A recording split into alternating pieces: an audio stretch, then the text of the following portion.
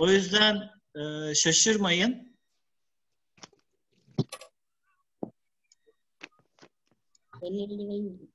Hocam bana bir yastık ya da başka bir şey ver. Şu an ekranda ne görüyorsunuz benim ekranda çocuklar? Satranç çalışmaları Evet. yazılarını görüyoruz. Satranç çalışmaları diye bir yazı göreceksiniz. Evet. Tamam, güzel. Yazın. Yazın. Evet, notasyon olarak sunumumuza başlayacağız arkadaşlar. Ekranı izlerken not almak isteyen varsa dediğim gibi kalem ve kağıdınızı bir yere... Hemen bir. Evet. Evet Çağrı. Hemen biz yazacağız. Tamam, siz yazın. Unutmayın. Kaçırdığınız yer olduğu zaman söyleyin, geri geleyim. Tamam mı? Tamam öğretmenim. Evet. Şimdi notasyon çocuklar neymiş ona bakalım. Satranç oynarken hem kendi hamlelerimizi hem de rakibin hamlelerini yazmak, evet, yazmak zorunludur. Bu büyük turnuvalarda ya da resmi turnuvalarda çocuklar bunu kullanabiliyoruz. Öğretmenim bir dakika ben yazıyorum. Tamam. Hamlelerimizi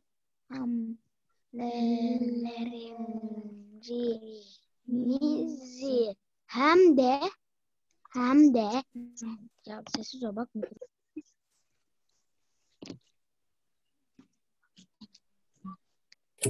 Hocam ben yazmak yerine ekran şeyini alacağım. Ekran görüntüsü alın. Doğru. Yazın. Ekran görüntüsü alın. Bir dakika öğretmenim. Tamam ben ekran görüntüsünü aldım. Tamam. Güzel.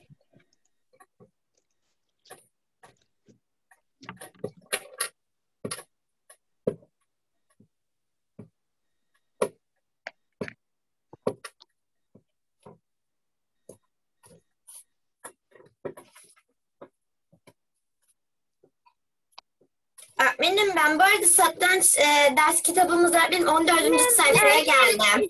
Güzel. Biz yazdık öğretmenim bunu. Tamam. Devam ediyorum o zaman.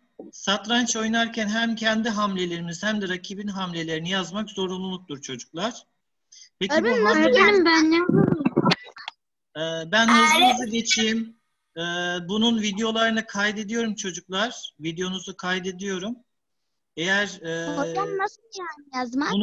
unuttuğunuz bir yer olursa videoyu tekrar başa sarıp oradan yazabilirsiniz. Siz hızlı not alın. Eksik kaldığınız yerleri boş bırakın. Sonra geri dönüp yazabiliriz. Ya da soru oradan sorun. Bir şey soracağım. Evet. Yazmak zorunludur yani nasıl? İşte hamlelerimizi yazmak zorunludur. Onu işte nasıl yazacağımıza şimdi gelelim. Sıra onda. Satrançta hamlelerin yazılmasına cebirsel notasyon deriz. Siz bunu yazın sadece. Kırmızı yazan yeri cebirsel notasyon deyin. Öğretmenim ben ekran görüntüsünü aldım. Güzel. Satrançta hamlelerin yazılmasına cebirsel notasyon ismini veriyoruz çocuklar. Peki cebirsel notasyon dememizin sebebi nedir? Satranç tahtınıza dikkat ederseniz harf ve rakamlardan oluşuyordu. Alt tarafta harfler vardı. Tahtanın kenarında ise rakamlar var. Ama burada bunların dışında neler oluyor çocuklar? Her bir kareye bir isim veriyor. Yani karelere verdiğimiz isimler var. Hemen biz yazdık. Tamam çocuklar yazdığınızı bana söylemeyin ve tahtayı karalamayın. Karalamayın. Ekranı karalıyorsunuz. Ben hiç yapmadım. Ellemedim hiçbir şey. Ben bir öncekini yapamadım. Başa döneriz. Şimdi cebirsel notasyon isminizi yazın. Cebirsel notasyon neymiş ona değinelim. Hamlelerin kaydedildiği kağıda ise biz notasyon kağıdı diyoruz. Şöyle bir tane örnek getirdim çocuklar notasyon kağıdı olarak. Şöyle görünüyor. Evet, bu şekilde notasyon kağıdı. Şimdi de zaten ekranda göstereceğim. Bu da bizim notasyon kağıdımız. Bunu biraz inceleyelim. Kayıt. Kayıt.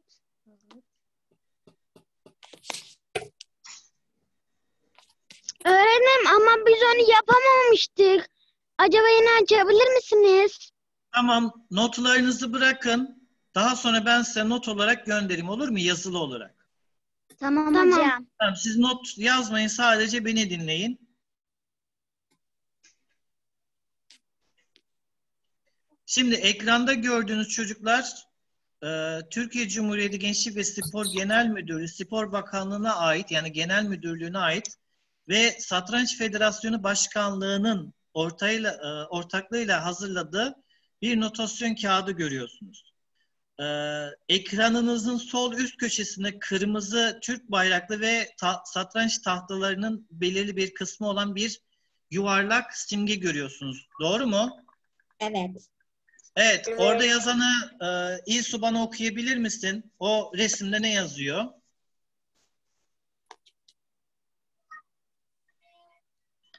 Hocam söyleyeyim mi? Öğretmenim ben okuyayım mı?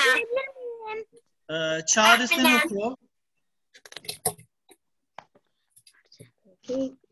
TC Bakanlık Gençlik ve Spor Genel Müdürlüğü Satranç Federasyonu Başkanlığı.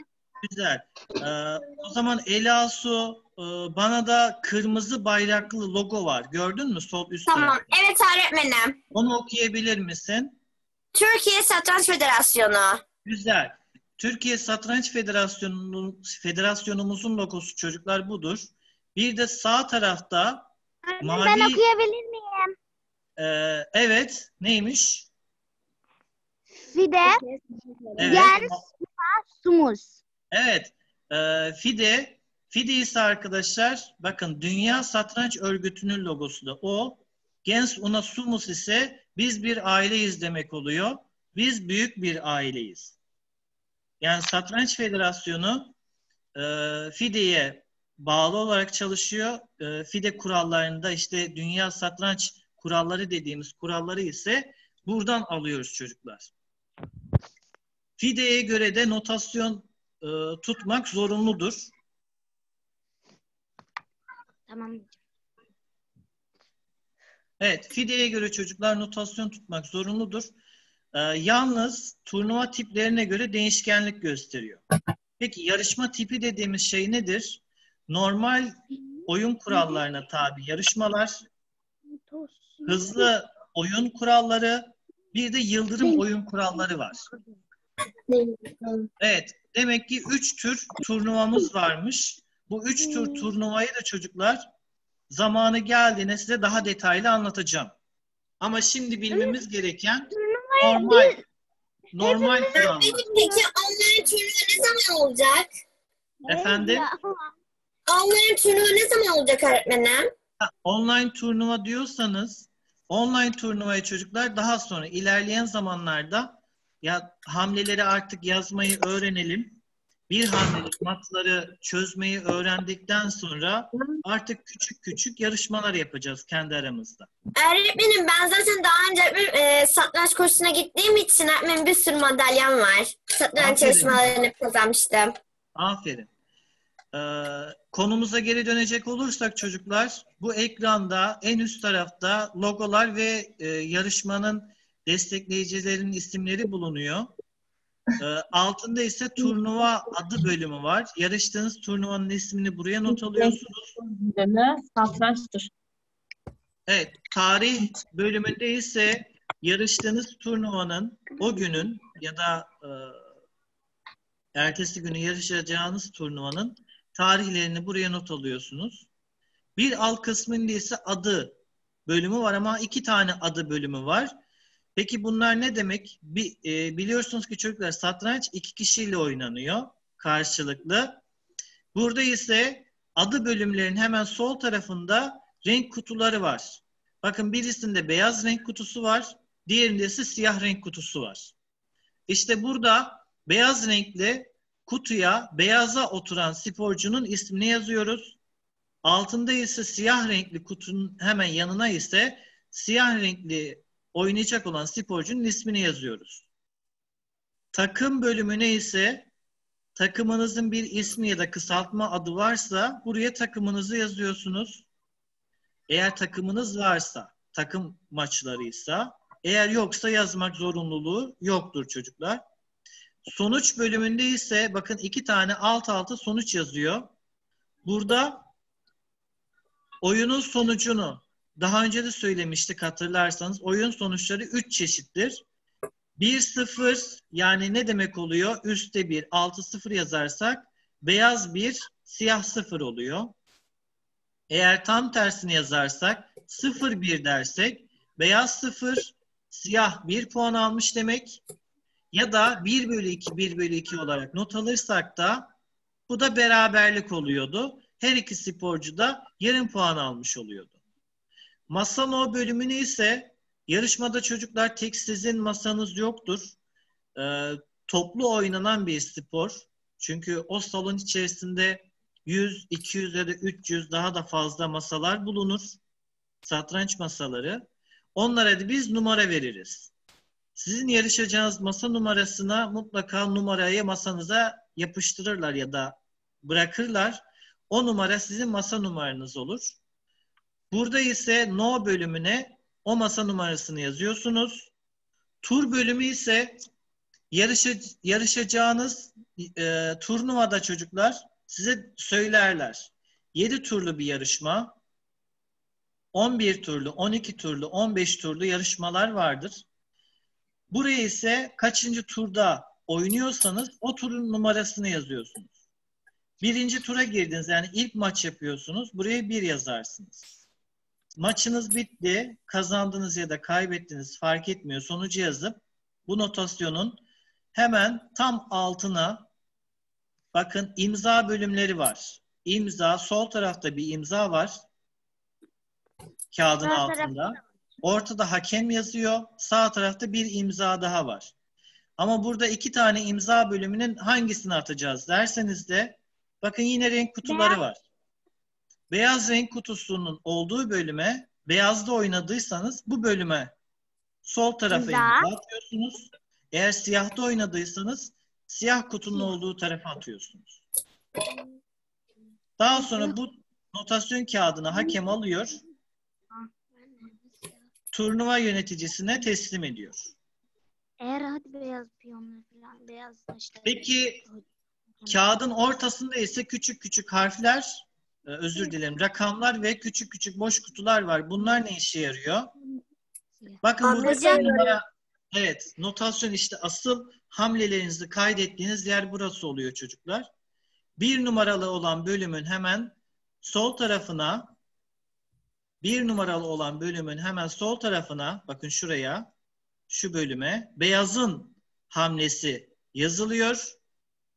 Beyaz sporcunun hamlesi buraya yazılıyor. Buraya ise siyah sporcunun hamlesi. Siyahın yaptığı hamleyi hemen yanına yazıyorsunuz. İşte bu bir hamle oluyor.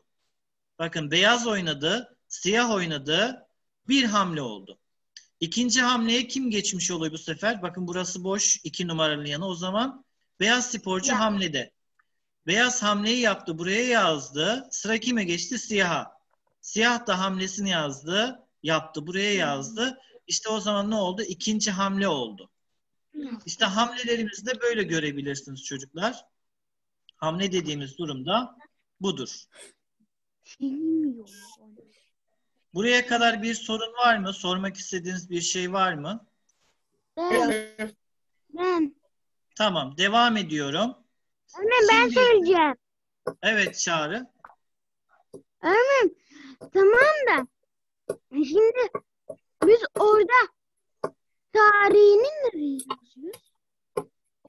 O notasyon kağıdını daha sonra temin edersiniz çocuklar. Şimdi sadece ekrana odaklanın. Bakın burada yine bir satranç tahtası çizmeye çalıştım size. Görüyorsunuz değil mi? A, B, C, D, E, F, G, H. Bu harflerden oluşuyor ve 1'den 8'e kadar olan bölümlerden oluşuyor. Evet, biz işte bunlara yatay ve dikey sıralar diyoruz. Satranç tahtası 1'den 8'e kadar rakamlarla belirtilen 8 adet sütun ve A'dan H'ye kadar harflerle adlandırılan 8 adet de yatay sıradan oluşuyor çocuklar. Öğretmenim, Evet. size bir öbür tahta üzerinde bir şey gösterebilir miyim?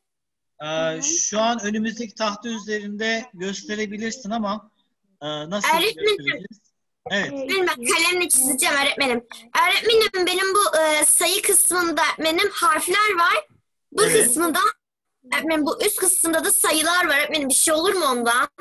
Hayır.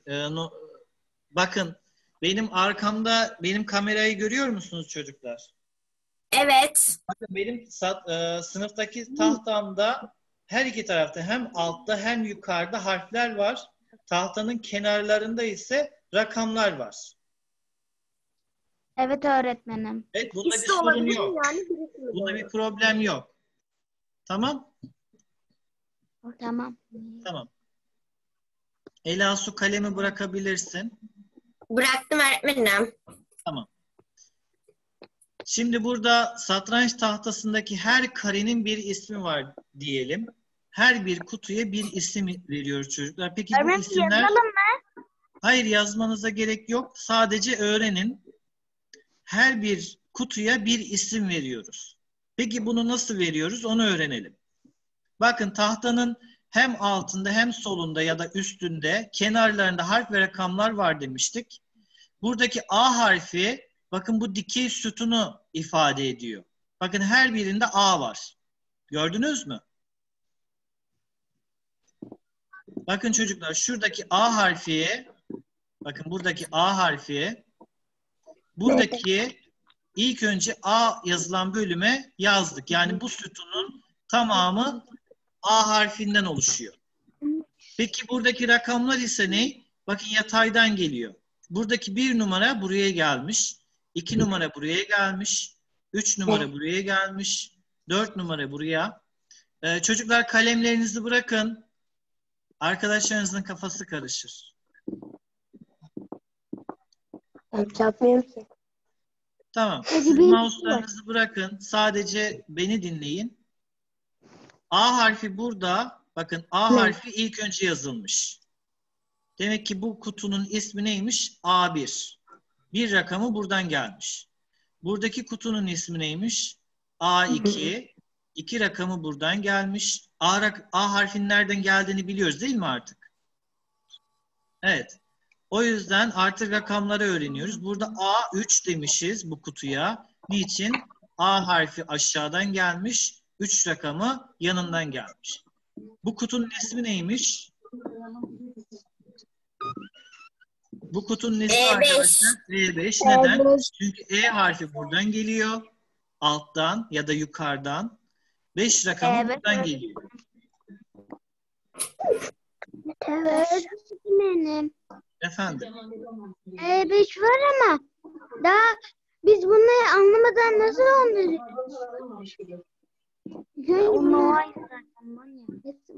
O zaman tahtayı biraz inceleyelim. Öğretmenim, peki ne zaman satranç oynayacağız?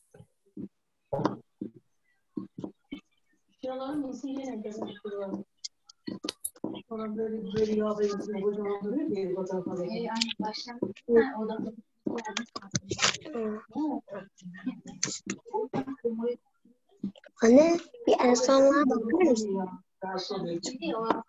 Bazı acıları ben biliyorum. Şarkı koyuyorsun. Şarkı yüksek açmanızı biliyorum. Açmanızı bile şuradan açmanızı. Evet çocuklar, cebirsel notasyonda tahtadaki her bir kare onun sıra ve sütununa ait bir harf sayı ikilisiyle tanımlanmaktadır. Burada örnek olarak C3 vermişiz.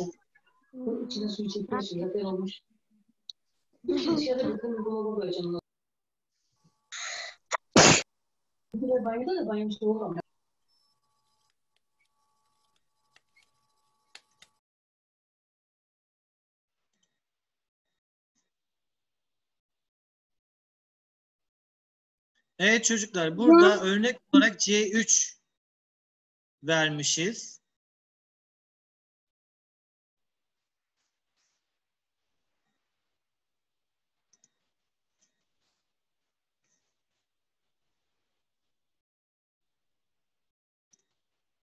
Peki bu kutunun ismi ne? Bana kim söylemek istiyor? C6. Güzel, C6. Peki bu kutunun ismi ne? Ben. Öğretmenim ben söyleyebilir miyim?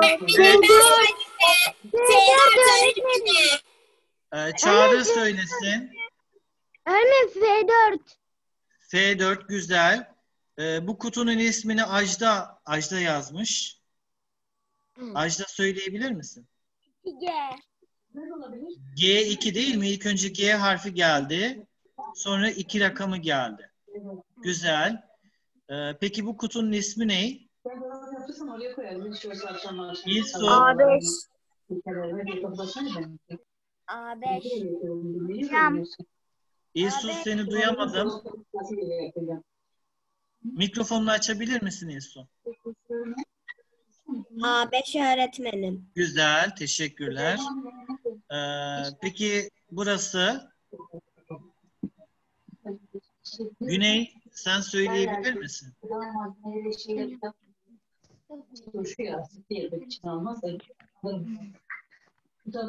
Şurası. E8. Güzel, E8. Aferin. Şimdi devam ediyorum.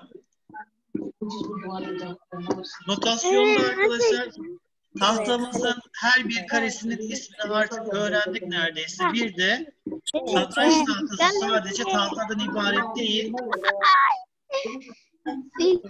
Anne.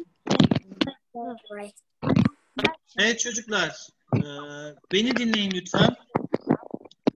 Ben söyleyebilir miyim? Hocam ben. Evet, satranç tahtası çocuklar sadece tahtadan ibaret değil, üzerinde taşlar bulunuyor. İşte biz bu taşlara da belirli isimler veriyoruz. Biliyorsunuz ki şah, vezir, kale, at, fil ve bir de piyonumuz var. Ama bunları notasyona yazarken bu şekilde uzun uzun yazarsak notasyon kağıdınızın çok büyük olması gerekiyor. Daha hızlı ve daha kısa yazabilmek için ise kısa notasyon dediğimiz bölümü kullanmanız gerekecek. Piyonun neden ilk harfi P diye gösteriyor direkt? İşte piyona P ismini veremiyoruz çünkü piyonlar düz ilerlediği için piyonun gittiği karenin ismini yazmamız yeterli. Yani piyon E'de duruyorsa, E harfinin olduğu karede duruyorsa sadece E'de yukarı doğru gider ya da aşağıya doğru gider. Doğru mu? Yani gittiği kareyi yazmam benim piyonun bir adım, 2 adım ileri gittiğini gösterebiliyor. İşte bunları şimdi yazabilirsiniz çocuklar. Piyon haricinde tüm taşlar kendi isimlerinin ilk harfiyle, ama dikkat edin ilk harfini yazarken büyük harf ile gösteriliyor.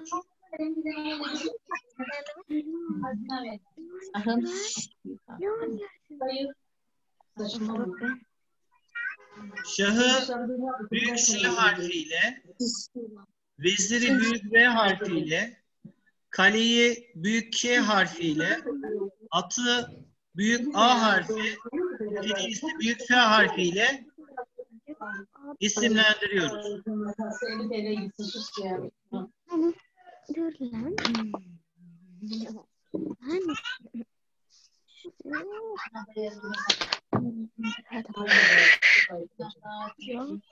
Şurası.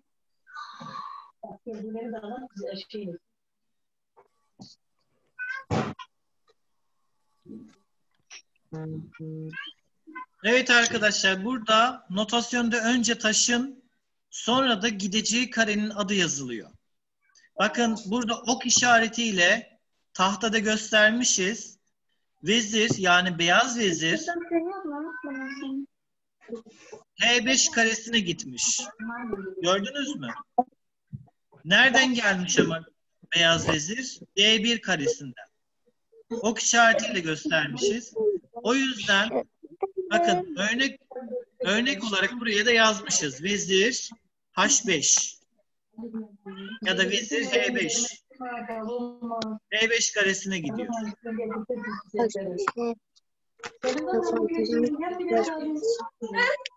Piyonlar ilk harfleriyle gösterilmez ama böyle bir harf olmadan tanınırlar. Sadece gittikleri kare yazar. Gittikleri karelerin isimlerini yazmamız yeterli. Bakın alt tarafta da örnek vermişim çocuklar. E5, D4, A5 gibi. Burada bakın şahın önündeki beyaz piyon 2 adım ileri gitmiş. Nereye gidiyor? E4. E4 değil mi? Neden? E harfi buradan geldi. 4 rakamı yandan geldi. O zaman ben E4 diyorum. Bir de arkadaşlar hamleleri, işte bu tablo çok önemli. Bunu da hemen bir yere not alın. Bunu hiçbir yerde kaybetmeyin. Bu çok önemli. Niye? Zamanı geldiğinde her birinin ne için kullandığımızı öğreneceğiz. Hocam ne? Evet Ekran, anlayamadım ne? ekranda gördüğünüz tabloyu okuyabiliriz. Hamleler diye yazmış. Kutunun hemen üstünde taş alma, yanında ise X işareti kullanmışlar. Yani beyaz taş siyah taşı aldığında yazarken bu X işaretini kullanacağız. Notasyon olarak yazarken. Şah çektiğinizde, rakibinizin şahını tehdit ettiğinizde çocuklar artı işareti kullanacağız. Öğretmenim geçti Efendim, ama. yok şimdi geri getirdim, gördün mü? Bak, taş Evet, alırken pardon. taş almada çarpı işareti, şah çekmede Tamam. artı işareti, Onu benim zannediyorum. mat yaptığınızda bu işareti kullanıyoruz. Yani mat oldu. Bir gün de şey yaptı. Gene kendi evlerindeydi. Küçük rok, hatırlar mısınız? Küçük rokta bunu yazacağımızı söylemiştim. Evet küçük rok sıfır. Büyük rokta Ben ise büyük bunu rok yazacağımızı söyledik.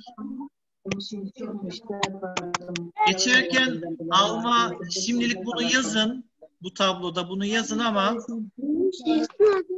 EP bölümünü sonra işleyeceğiz arkadaşlar. Empesant.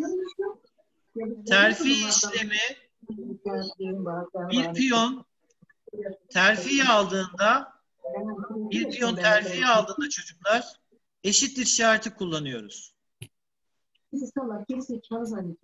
Bunun da nasıl yazıldığını göreceğiz ama bu tabloyu bir yere hemen not alın. Öğretmenim ben ekran görüntüsünü attım, yazacağım ben sonra. Güzel. Bugün artık koyuyorum.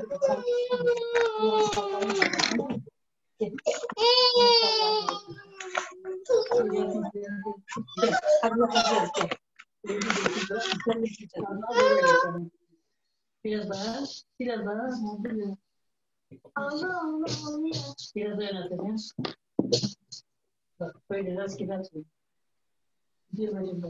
Yani ilerledim 5 bölüm. Ne? Devam ediyorum çocuklar. Yazdım Tamam. hocam ben. Geri aldım. Son bir tane kaldı öğretmenim. Bak pembe şeyleri var. Öğretmenim peki ne zaman oynayacağız biz satranç? Çocuklar, satranç oynayabilmek için kuralların tamamını artık size anlatmam gerekiyor. Bundan dolayı satrancı karşılıklı oynayamıyoruz biliyorsunuz. İnternet üzerinden de oynayabilmemiz şu an için zor. Öğretmenim şöyle yapalım mesela siz bir mesela diyelim ki at E5, kale E4 öğretmenim siz söyleyin siyahla beyaz için biz öyle oynatalım. İşte onu yapacağım şimdi izin verirseniz. Ve arkadaşlarınız kalemleri bıraksın. Tahtayı karalayıp duruyorsunuz. Öğretmenim bizim sınıftakiler de öğretmenim normal can dersi bile herkes tahtayı karalıyor. Çocuklar yapmayın. Mouse'larınızı bırakın. Yazdıysanız devam ediyorum. Yazdım. Evet. Notasyon için işte örnek var arkadaşlar. Bunu yazabilirsiniz. Çoban matı diye not alın. Çoban matı. Öğretmenim çoban matı ne demek? Şimdi onu göreceğiz. Sadece izleyelim, olur mu? Ve notumuzu yazalım. Evet, bakın çoban matı örneğimiz. Kendi önünüzdeki satranç takımınızda da bunları oynatın. Beyazlar piyonunu E4'e sürdü. Beyaz piyon E4'e. Yapın arkadaşlar. Bakın burada da ok işaretiyle göstermişim. Öğretmenim bizde yok ama. Ok işareti, şu görüntü yok mu sende? Yok tahta yok bizde. Ha, o zaman sen şuradaki hamleleri yazacaksın. Bakın E4. Tamam. E4 yazdıktan sonra yanına şöyle bir çizgi çek. Tek bir Tamam. çizgi. Siyahın hamlesini ise bu çizginin yanına yazacaksın. Şimdi Siyahın bekle. hamlesi. Şu an beyaz oynadı demek oluyor. E4. Hocam biraz durabilir misiniz? Efendim? Belki. Biraz durabilir misiniz? Evet, bekliyorum. Öğretmenim bende olta matı, legal matı, tuzağı bile var. Evet. Hatta kitabınızda da var. Öğretmenim aptal matı da var. Evet. Onunla ilgili örnek de göstereceğim size. Tembel matı ya da aptal matı. Öğretmenim o ne? Onlar ne? İşte şimdi göreceğiz niçin böyle olduğunu, tembel olduğunu size söyleyeceğim. Evet, Bir E4 kere- yazdıysak siyahlar ise bak ne oynamış? Evet, E7'deki piyonunu 2 kare sürmüş, E5'e getirmiş. Demek ki beyaz E4, siyah E5 hamlesini yaptı. 2 piyon karşı karşıya geldi. Öğretmenim bu hamle olarak mı geçiyor? Evet, bunları biz hamle diyoruz. Bak, burada yazılanın tahtada oynanmış hali gördün mü? E5. Şimdi ise beyaz vezir H5'e gelmiş. Yani V, Ve evet, H5. V harfini büyük yazıyorsun ve H harfini küçük yazıyorum. Karenin ismini. Evet ve H5. Evet, şu V benim, Vezir H5. evet, vezirin V'si. Bak buradan gelmiş. Şu H5 ise benim karenin ismi. H5'e geldiği için. Evet, H5 karesine. Şuradan geliyor değil mi H5'te? H5. Tamam mı? Evet. Vezir H5. Şimdi siyah ne oynamış? Kim söyleyecek? Hocam ben söyleyebilir miyim? Evet, Ela Su. Öğretmenim at C6. Güzel. At C6. Bak burada siyah at. Buradayken 2 düz, bir yan gitmiş ve buraya gelmiş. Bu karenin ismi ne? Buradan bakıyorum. C6 ve atın ismi A. O zaman nasıl yazıyorum? A, At C6. C, 6. 6. Öğretmenim bugün 12'de bitiyor ama vaktimiz çok az kalmış. 12'de bitiyor. Çocuklar biraz daha devam edeceğiz. Çünkü daha Öğretmenim ya. 2 konumuz daha Satranç var. oynayalım. Şimdi bunu da yazdıysak devam edelim. Allah Allah. Şimdi bakın Hocam bu burada ne? beyaz hangi hamleyi yapmış? Fil Öğretmenim, C4. Güzel. Fil C4. Bunu da yazıyoruz. Bakın. Buradaki fil C4 karesine gelmiş. Amaçları neymiş? Şu kırmızı daireli piyonu almak. Piyonu yemek. Evet. Bunu almak istiyorlar ve bunu aldıktan sonra da oyun ne olacak? Mat olacak. Şah ve mat. Mat. Şahmat. Kaçacak Evet. yer yok. Peki beyaz bu piyonu F7 karesindeki bu piyonu hangi taşla alacak? Fille mi? Vezirle mi? Vezirle F7. Vezir, Evet. Aa, Vezirle vezirle. alması daha vezirle. güzel. Peki siyah ne yapmış burada? Fili oynatmış öğretmenim. Hayır. Atı oynatmış F6'ya. Evet, at F6 hamlesini yapmış. Veziri almak istiyor. Peki beyazlar neyi oynayacak? Vezir G7'deki piyonu alıp Hocam şah. sesiniz gitti. Şimdi Hocam- geliyor mu? Geliyor sesiniz bana. Evet, duyabiliyor musunuz Bana- çocuklar? Evet. Ha, şimdi duyduk hocam. Tamam. Vezir G7'ye gitmiş hocam şimdi. Evet. Vezir G7'ye gidiyor. Şah çekmiş. Ve artık siyahın yapacağı hiçbir hamle kalmadığından dolayı O yüzden işte şah ve mat. şahmat diyoruz ve burada oyun bitiyor. Beyazlara 1 puan veriliyor, siyahlara 0 puan. Öğretmenim bu hamleyi bu dediğiniz F, G7 falan ezberleyerek de yapabiliriz değil mi? Ezberlersiniz ama G7 değil ki. Benim G7 değil F7. yanlış yazmışım çocuklar. Bunu Evet, düzeltelim. vezir F7. Evet, bakın burayı yanlış yazmışım. Vezir, Tamam bir de hocam. taş aldığım için çarpı işareti olacaktı. Çarpı F7. Neden öğretmenim? Bu yanlış. Bakın neden? Vezir hamlesi, vezirin V'si. Çarpı işaretini niye koyduk? Taş aldık. Taş aldım. Neredeki taşı aldık? F7'deki piyonu aldık. O yüzden vezir çarpı F7 hamlesi yazıyoruz ama bir de ne yaptık? Şah çektik. Şah çektiğimizde hangi simgeyi kullanıyorduk? Şah. Sağ çektiğimizde artı. Artı. Evet, sonuna da artı işareti yazıyoruz. Bakın bu şekilde. Artı yapıyorum. Ve siyahlar burada ne oldu? Şah, mat. Şahmat. Şahmat simgesi neydi? Kare. Evet, kare Kare. değil mi? Şöyle 2 tane dikey paralel, 2 tane yatay paraleli birleştirdik.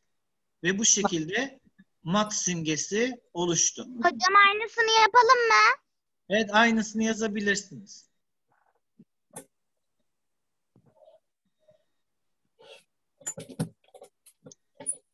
Önemli mi çabalıyorsun? Yok, çok mat o değil de. Aptal matı. Öyle. Mat çektim sadece kazanmayla. Evet, başka bir notasyon örneğimiz var çocuklar. Ne Bakın öğretmenim? burada Benim bu son mu? eğer böyle soru sorarsak dersimiz hiç bitmeyecek. D4 AF6 yani piyon D4'e gitti. At F6'ya gitti.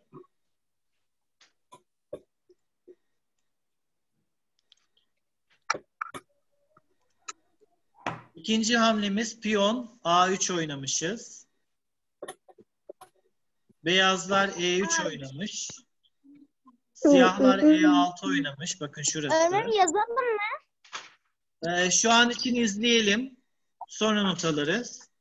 At F3, D5, at C3, fil E7, Oo, A3, B7. D, C4 yazmışız. Burada ne oluyor çocuklar? D'deki piyon, bakın şu D'deki piyon, siyah piyon, buradaki beyaz piyonu alıyor. Sadece C4 yazmıyor muyduk? O zaman ne yazmışız? D çarpı, işte piyonlar taş alırken ise piyona P ismini veremeyeceğim için ne yaptım burada? O piyonun geldiği karenin ismini verdim. D'den geldiği için D ismini verdim. Değil mi? Bakın burada D ismi var. D'den geliyor. Nereye gitti piyon? C 4'e gitti. O zaman burada aslında bir simgeyi unuttuk. D çarpı C4. Öğretmenim Öğretmenim bir şey diyeceğim. Siz şuradan yazmayı açıp da yazabilirsiniz. Evet çocuklar. Devam ediyorum. Bu sefer fil almış. Fil C4. B5. Fil D4. D3. C5. D çarpı C5. Fil çarpı C5. Çok atmışım. Bakın burada A, B, D4 yazıyor. D7 yazıyor. Gördünüz mü bakın? Siyahlar, bakın çocuklar, siyahlar buraya gelecek atla. Ama hangi at gelecek? Buradaki at da oraya geliyor, buradaki at da buraya geliyor. İşte onu nasıl ayırt etmişim? Nasıl ayırt etmişiz çocuklar? Nasıl? Bakın, B'deki at demek istemiş. A, B, D7. Yani buradaki B'de duran at D7'ye geldi.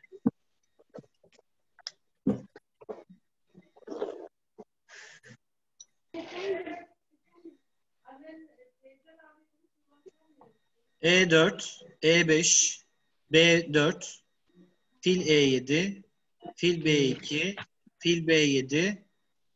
Son örneğimizde. Peki notasyon neden gereklidir çocuklar? Satrançta Neden? notasyon tutulması geçmişte oynanmış olan oyunları günümüzde aktardığı gibi günümüzde oynanan oyunları da geleceğe taşımamızı sağlar. Oyunlarınızı nerelerde hata yaptığımızı görebilmek için tekrar edebilmemiz amacıyla çocuklar notasyon tutmanız gerekiyor. Eğer tahtada bir taş düşerse tahtadan, işte masanız düştü, devrildi, dağıldı, taşların tamamen birbirine karıştı. Onun nerede olduğunu bulabilmemiz için notasyon tutmamız gerekir. Siz yokken rakibiniz taşların yerini değiştirip sizi kandırmasın diye notasyon tutuyoruz arkadaşlar. Önemli turnuvalarda hamlelerinizi yazmak zorundasınız. Ve notasyonla ilgili sunumumuz çocuklar buraya kadar. Evet. Notasyonla ilgili sunumumuzu bitirdik. Şimdi diğer konumuza geçeceğim. Hızlı bir şekilde. Fazla zamanım yok çocuklar. O yüzden hızlı bir şekilde diğer konuya geçmem gerekiyor. Olur mu? Olur hocam. Tamam. Diğer konumuz çocuklar pat. Ne hocam? Pat. Evet, pat Yani çocuklar. berabere. Evet, berabere Evet. demek. Eğer bir tarafın şahı tehdit altında değil ve kurallara uygun bir hamle yapamıyorsa bu oyuna biz pat diyoruz. Bu duruma biz pat diyoruz çocuklar. Buradaki diyagramda hamle siyahta. Bakın hamle sırası siyahta.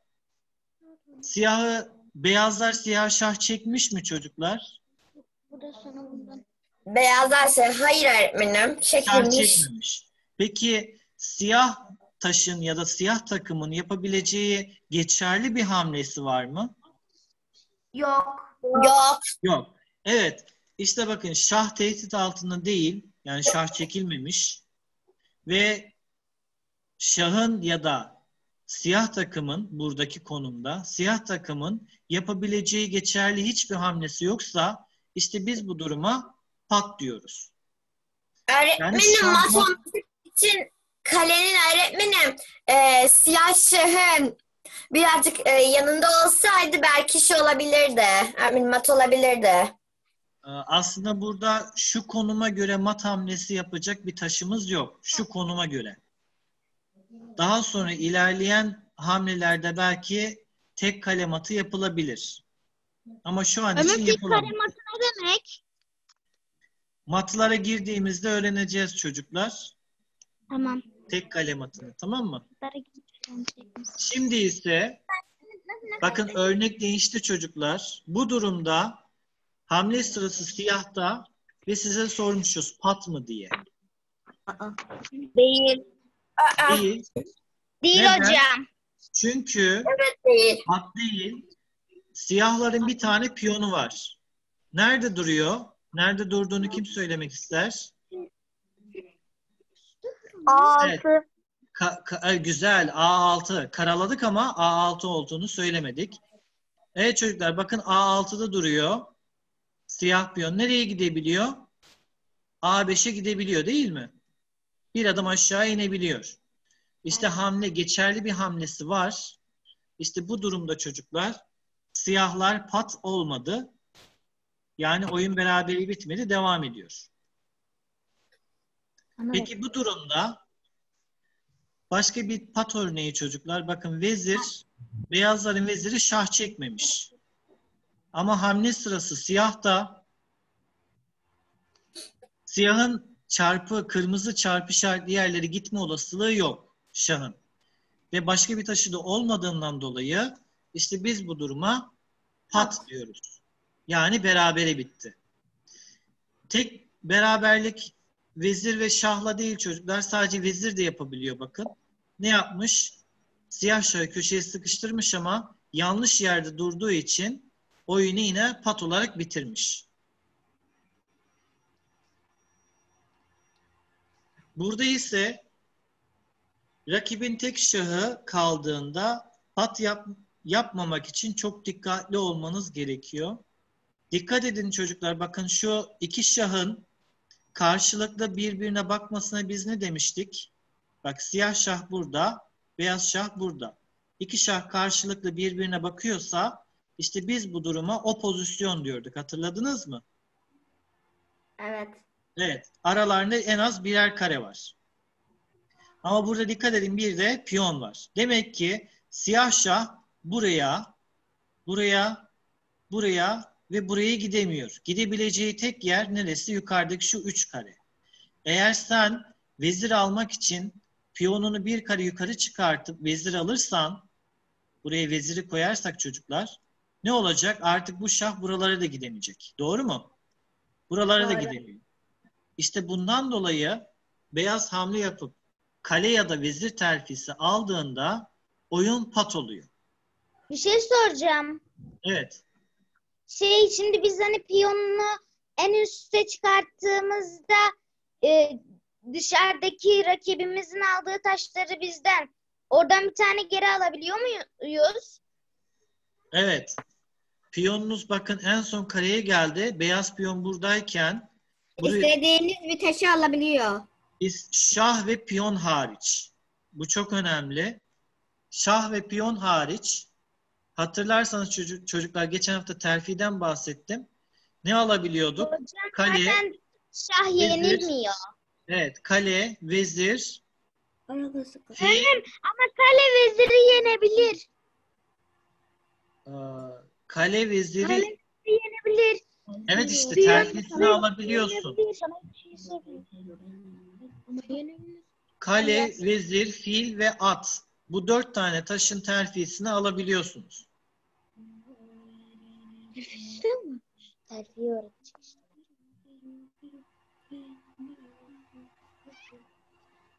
Ama çok az dakikamız kaldı. Evet çocuklar, pat konusunu da bitirdik. Açmaz konumuz var. O da çok kısa bir konu. Açmaz. Çok kısa, çok küçük bir konu. Hocam? Efendim? Açmaz ne? İşte açmaz ondan bahsedeceğim şimdi. Açmaz neymiş? Şahın önündeki bir taşın rakibin şahı tehdit etmesi sonucu hareket ettirilememesidir. Şahımızın önünde bir taşınız var.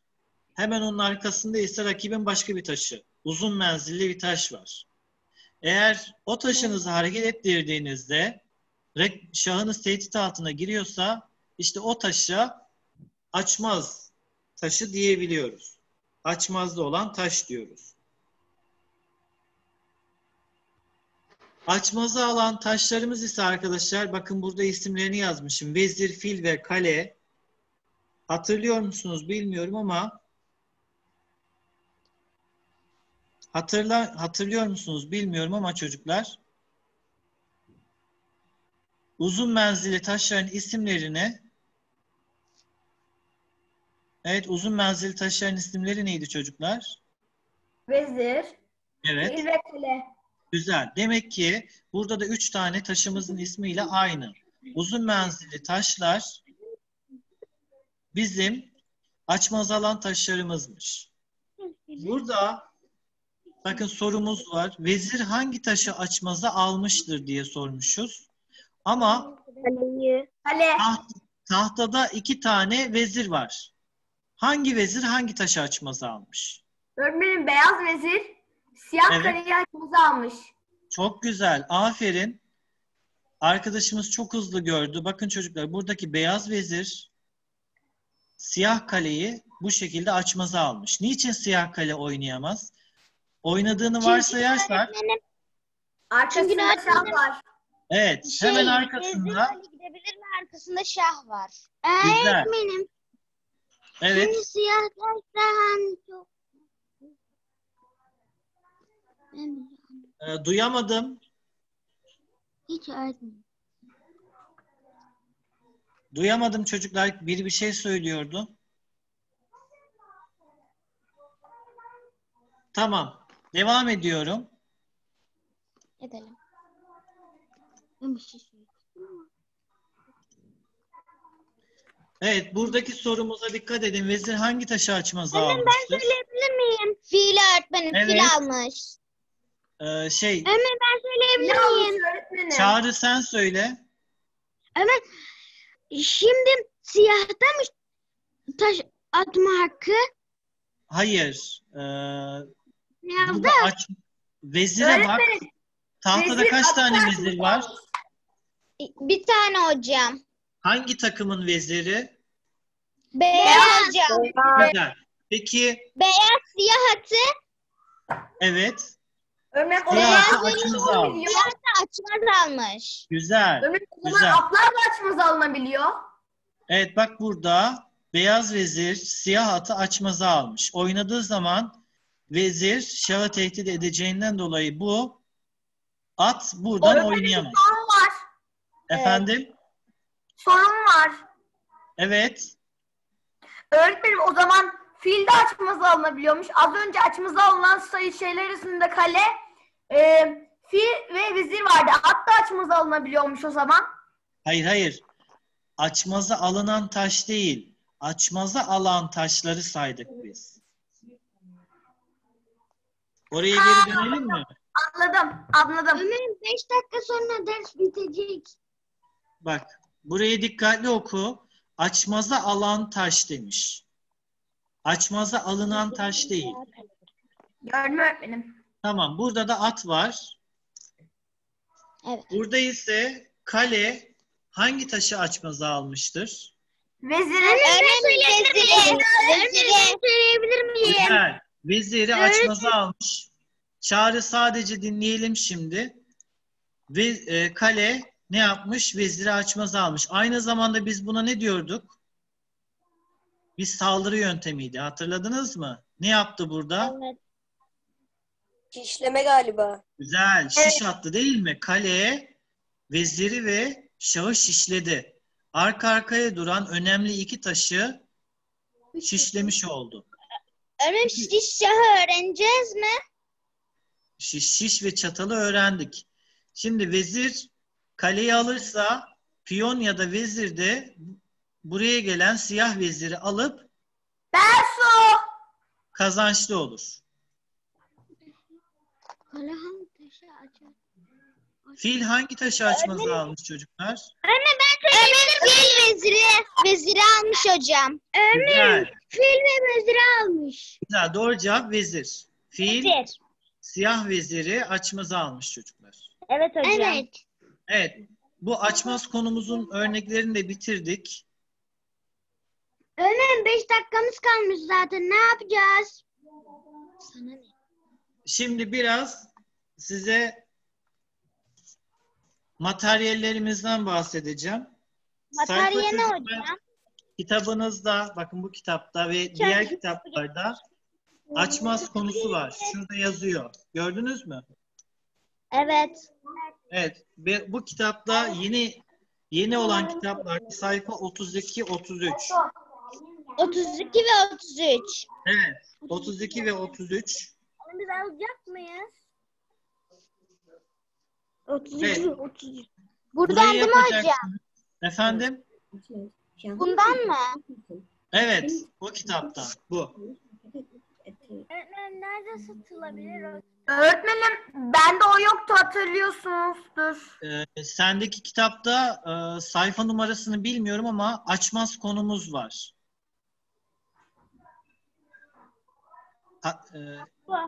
Begüm, beni duyabiliyor musun? Evet öğretmenim. Evet. Sendeki kitabın numarasını hatırlamıyorum, sayfa numarasını, ama açmaz diye bir konumuz var. O konunun Öğretmenim yüksek bir ihtimal ben o konuyu etkinliklerini yaptım. Yani siz Kardeşin gelin için. siz kalır. kardeşin için söylüyorum. Öğretmenim daha kardeşim taşların hareketlerini doğru düzgün öğrenemedi ya. O zaman sen çok çalıştıracaksın onu Begüm'cüm. Hocam 32, 33. sayfa açmaz. 6. bölüm. Evet, 6. bölüm 32 ve 30. sayfa açmaz konusunun sorularını yapacaksınız ve şöyle bir notasyon kağıdı var. Şimdi bu kitabı nereden bulabilirim diyen arkadaşlar için söylüyorum. Adil Kırtasiye diye bir kitapçımız var bizim. Daha önce biliyor musunuz ya da gittiniz mi bilemiyorum ama size onun adresini atarım çocuklar. Bu satranç kitabını ve bu notunuzu, notasyon defteri, bugün notasyon konusunu işlemiştik, hatırlıyor musunuz? Evet, bu notasyon defterini ve bu kitabı oradan alabilirsiniz. Size efendim, Yapalım mı? canlı yayın mı, anlamadım. Yapalım mı? Evet, dersi bitirdikten sonra yapmaya başlayabilirsiniz. Size hafta içi gönderdiğim 4 tane soru vardı. Hatırlayan var mı? Bunlar evet. Evet. O 4 tane soruyu kimler çözdü? Çağrı. Evet. Öğretmenim bir şey diyeceğim. Evet. Biz biraz çalıştırmaya hiç zaman bulamıyoruz. Ne yapacağız biz böyle? Bilemiyorum. Artık o noktada uzaktan eğitim olduğu için maalesef burada buluşabiliyoruz sizinle. Evet işte. Yani burada buluşabiliyorum. Daha fazla ileriye de gidemiyorum şu an için. Ben de biraz sizin anlattıklarınızın da %45'ini anladığı için Evet. çok zor yani. Niye Biz zor de olsun? denedik. Şimdi 2 dakikada 2 saat çalışmış gibi hissettim vallahi. Olmuyor böyle. Sen mi? Hayır ben suya çalıştırırken. Vallahi Begüm, abla olmak böyle bir şey. Ben de abiyim. İngilizceyi öğretirken daha rahattım. Satranç daha zor öğretmesi. Bak ne güzel Doğru. İngilizce öğrettim. Satranç çok zor. Üf. Neyse, tamam. Çok fazla aslında kolay olarak görünen dersler olarak biliniyor satrancı ama işte kolay gibi gören arkadaşlara seni göstermek lazım Begüm. Demek satranç öğrenmek ya da öğretmek çok zor, değil mi? Evet. Ben bir şey söyleyeceğim. Evet. Biz 118.'yi yapamadık. Veziri açmazı almayı çizerek gösterinizi yapamadık. Bakalım sayfa 32. Son 118. soru 4. Şimdi aslında alabilirsin. O soruyu ben söylersem cevabını kötü olur. Beyazların fil hamlesi var. Beyaz fil veziri açmazı alacak. Ben onu anladım. Evet. Ama çok güzel. Dur sıra. Ha, unicornumuz da geldi. Güzel. Candarsa şu Bak yok.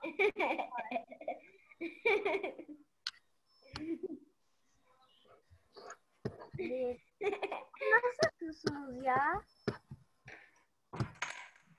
Harika değil mi? Dur bekle. Bir de ne yapalım? Ben suyu kral yapalım. Ay dur bir de uzaylı olsun. Yap bakayım.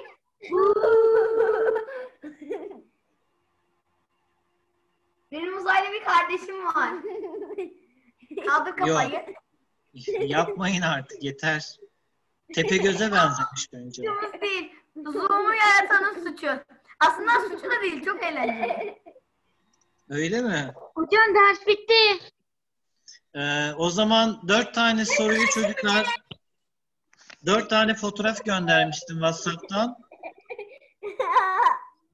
O soruların cevaplarını sizden almak istiyorum. Ne zamana kadar hocam? Bugün akşama kadar. Ama ben bugün akşama kadar başka yerde olacağım. Bilemiyorum. Çok basit sorulardı zaten. 4 hamlelik mat sorusu çocuklar. Özür dilerim. Bir hamlelik mat soruları 4 tane soru. Kuzenimin annesinin doğum günü var. Ona gideceğiz. Ben hatta geceye kadar orada kalabilirim. O zaman kuzeninin annesiyle birlikte çözmeni tavsiye ederim. İmkansız. 2 tane küçücük çocuğu var vallahi. Bir elime telefonu alsam bozarlar. İmkansız. O zaman kardeşin çözsün. O hiç çözemez. Tahmin edebiliyorsunuz. O ancak melek olur. Tamam. Soruları mümkün olduğunca çocuklar kısa bir şekilde bana cevaplarını artık notasyonu da öğrendiğinize göre Yarın cevaplarını göndersek en olur mu? kısa sürede gönderin. Efendim? Biz yarın göndersek olur mu? Hayır Hatice. Begüm. O zaman gönderemeyeceğiz. Bizim suçumuz değil.